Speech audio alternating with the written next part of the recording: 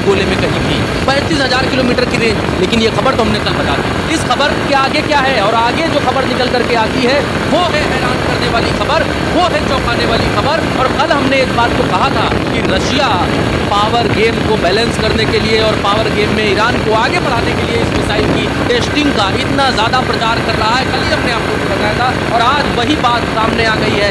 यहाँ पर ये दिमित्री मेदवेदेव हैं, ये पहले राष्ट्रपति, हाँ ये रह चुके हैं। ये क्या रह चुके हैं, देखिए इनकी ऑथेंटिसिटी जान लीजिए क्या रह चुके हैं। ये deputy chair of security council है द रशियन फेडरेशन में और the third president of Russia 2008 से 2012 में रशिया के तीसरे प्रेसिडेंट यानी राष्ट्रपति रह चुके हैं। आप वो क्या लिखते हैं, वो प्रज्ञा जी लिख रहे हैं कि congratulations to all Russian western friends. अब वेस्टर्न फ्रेंड्स क्या हुआ जी, पश्चिमी देश। प्रज्ञा जी क्या हुए पश्चिमी देश, मींस ईरान।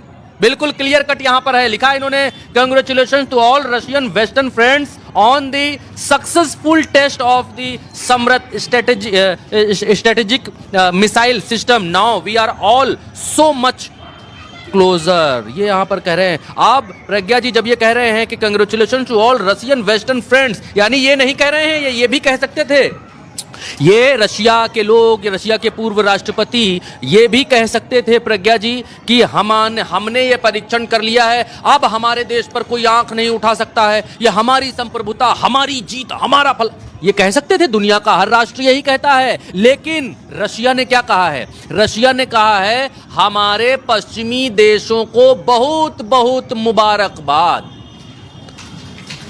हमने दुनिया की सबसे खतरनाक और सबसे ज्यादा दूर तक मार करने वाली 35,000 किलोमीटर तक मार करने वाली मिसाइल सिमरत का सफल परीक्षण कर लिया है। अब जब हम ये देखते हैं कि कौन कौन है भाई पश्चिम का इनका फ्रेंड, आइए देखिए लिस्ट निकाल करके लाया हूं मैं आपके लिए आपकी स्क्रीन के ऊपर। अगर देखिए, अगर रूस के वेस्टर्न फ्रेंड्स की बात की जाए, मतलब पश्चिमी देशों की बात की जाए, तो जिससे अच्छे रिश्ते हैं रशिया की आज की तारीख में, उनमें कौन है, हंगरी है और उसमें सर्बिया है, उसमें स्लोवाकिया है, उसमें ऑस्ट्रिया है, तुर्की है, बेलारूस है। और अगर व्यापक तौर पर रूस के बड़े सहयोगियों की बात करें तो इसमें चाइना, ईरान और नॉर्थ कोरिया भी शामिल माने जाते हैं। नॉर्थ कोरिया नाम पकड़ कर रखिएगा प्रज्ञा जी, यहाँ पर नॉर्थ कोरिया और इन दोनों को कंग्रेचुलेशंस कहा।